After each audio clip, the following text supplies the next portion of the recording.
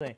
एक विरोध तो संगठन के रूप में सामने आ रहा है, भाजपा भाजपा से विरोध कर रही है, कांग्रेस कांग्रेस से विरोध कर रहा है, लेकिन जो दूसरा विरोध है जो अभी सुनाई नहीं दे रहा है, उसके लिए मात्र 10 दिन है। आपको मालूम होना चाहिए दिव्या जी कि 10 दिन में हाई कोर्ट अगर नगर निगम देहरादून के लिए कोई रिट दायर करे या माना विकास नगर के लिए मुन्ना सिंह चौहान रिट दायर करे तो 10 दिन के लिए वो फाइल तैयार नहीं कर सकते। स्वाभाविक नहीं है, ये पॉसिबल ही नहीं है, चाहे वो कितना ही योग्य कितना ही पावरफुल आदमी होगा। बहुत सारे आंकड़े चाहिए न्यायालय को संतुष्ट करना, क्योंकि वो हमारा अंतिम मंदिर है जहां हमें संतुष्टि मिलती है, तो वहां के लिए प्रॉपर आपको एविडेंस जुटाने पड़ेंगे, वो 10 दिन में नहीं होंगे। बिल्कुल। शांति प्रसाद भट्ट जी, जब आपत्ति दर्ज कराई जाएगी तब कराई जाएगी, लेकिन आपने कहा जनता जब समझेगी, और हर चुनाव के पहले आप यही कहते हैं जनता जब समझेगी। मुद्दे अपनी जगह हैं लेकिन प्रत्याशी महत्वपूर्ण है। कांग्रेस की बात करें, बीजेपी की बात करें, 5-5, 6-6 प्रत्याशी उनके पास है, लेकिन यूकेडी के पास ऐसा कौन सा अस्त्र है जो इस बार के चुनाव, क्योंकि बेसिक चुनाव है।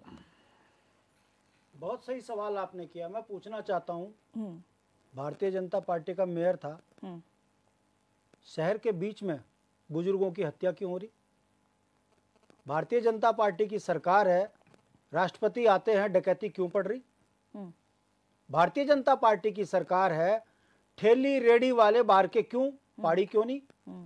भारतीय जनता पार्टी की सरकार है, उत्तराखंड में अव्यवस्थाओं का हाल जब अस्थायी राजधानी देहरादून में है तो बताइए इनको हम मुद्दे ना बनाए? मैं कह रहा हूं पार्टियां जीत रही हैं, उत्तराखंडी हार रहा है, आम जनमानस परेशान है हर चीज से। तो सवाल, हम तो मुद्दों पे बात कर रहे हैं। चुनाव जीतने के बाद यदि आम जनमानस के जीवन में कोई परिवर्तन आया है तो हम तो सरकार की तारीफ करें, हमें कहाँ दिक्कत आ रही। मगर दुख होता है, अभी आप ही ने कहा कि भाजपा में बगावत हो तो लोकतंत्र है, और अगर विपक्षी बोले तो इनके सिर फुटबल हो गई। जब इनसे सवाल करें कि हम तो विपक्ष से पूछ के कह रहे, मैं दिव्या बोलता हूं आपके माध्यम से, यमकेश्वर विधानसभा के अंदर किमसार मोटर मार्ग के लिए सदियों से आंदोलन हो रहे, जल समाधि से लेकर जल त्यागने तक के आंदोलन हो गए। जब भी चुनाव आते हैं, मां की कसम हम बना के देंगे, हमें वोट दो, जनता बेचारी फंस जा रही, जाल में वोट दे रही। बीन नदी का पुल वन अधिनियम के कारण बन के तैयार नहीं है। हमारा आधा यमकेश्वर ब्लॉक जो है बरसात में जनमानस से दूर हो जाता है।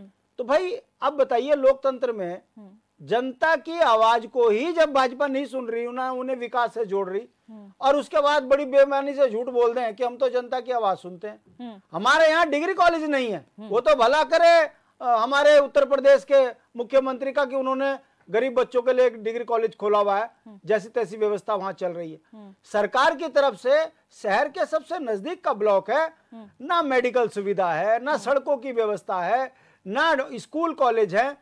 ये अगर विकास है तो मुझे बड़ा दुख है। और जो सरकार अपने विधायक को बचाने के लिए अंकिता जैसी बिटिया की हत्या करवाने के बाद बेशर्माई से बोल दे बेटी बचाओ बेटी पढ़ाओ, तो फिर लोकतंत्र में विपक्ष के नेता होने के नाते हमारे पास बचा क्या है? मैं फिर कह रहा हूं, इस निकाय चुनाव में मैं आपके माध्यम से पूछना चाहता हूं, प्रेमचंद्र अग्रवाल जी ने ऋषिकेश सीट में ये बता दीजिए क्यों करा आरक्षण? क्या उनको दिख नहीं रहा वहां 90% जो समाज है वो उत्तराखंड मूल का है, और उन्होंने अपनी सीट साधने के लिए वो जो बेचारी ममगाई मैडम था गर्दन काट दी।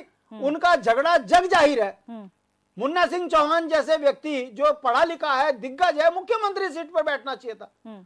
आपने उनकी राजनीतिक हत्या करने के लिए विकास नगर में झगड़ा गड़वा दिया। अब वो हाईकोर्ट जाने की बात कर रहे। कल उनका टिकट काट कर आप क्या साबित करोगे? यहाँ जो जितना बोलेगा भाजपा में उसकी उतनी राजनीतिक हत्या होगी।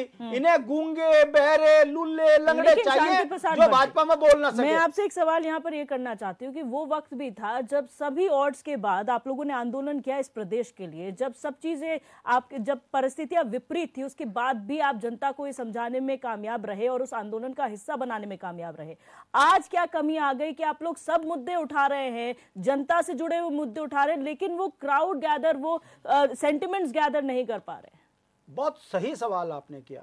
दिव्या, आंदोलन के लिए 10,000 आदमी की जरूरत हो जाती है, चुनाव जीतने के लिए 40,000 आदमी एक साथ खड़े करने, और वर्तमान दौर लोकतंत्र में पैसों का बड़े बड़े पूंजीपतियों के पैसों से सत्ताएं परिवर्तित हो रही हैं और हमारी पहाड़ की हो चाहे मैदान की जनता कहीं ना कहीं राष्ट्र के नाम पर इन्हें थरप रही है और भुगत रही है। मैं पूछना चाहता हूं, हमारा राज्य जो है कर्मचारी बहुल्य राज्य है, ईमानदार कौम पैदा करने वाला राज्य है। भारतीय जनता पार्टी इस राज्य के लिए कितनी घातक है, मैं आपको एक एग्जांपल दूंगा। अगर आप काट दो पत्रकार होने के नाते तो मैं यही माफी मांग लूंगा।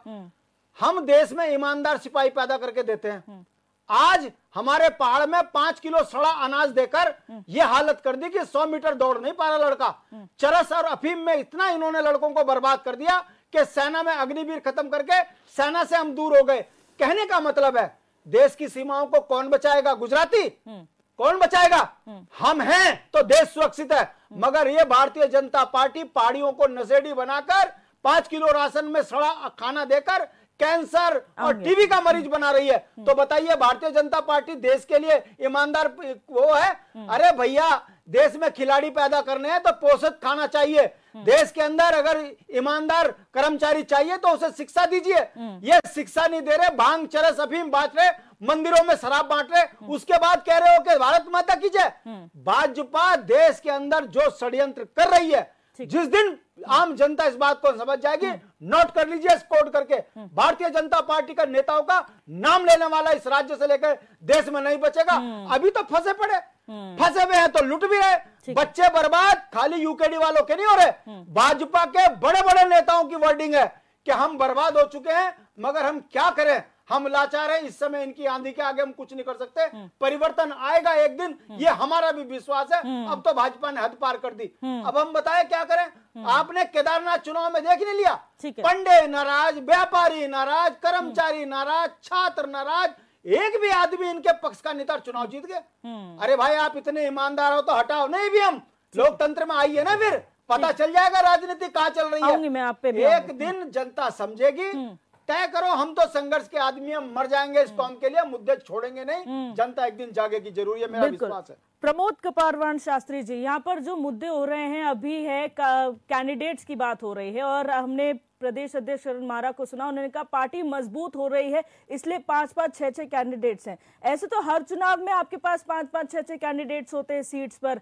इस बार क्या मजबूती कांग्रेस के हाथ लगी है? एक तरफ तो बीजेपी कहती है कि हम जो है हमारे पास बड़े बड़े नेता आ रहे हैं, आप हर चुनाव से पहले आपकी पार्टी से कई लोग छोड़ के चले जाते हैं बीजेपी में, फिर वो क्या मजबूती का रास्ता है आपके पास?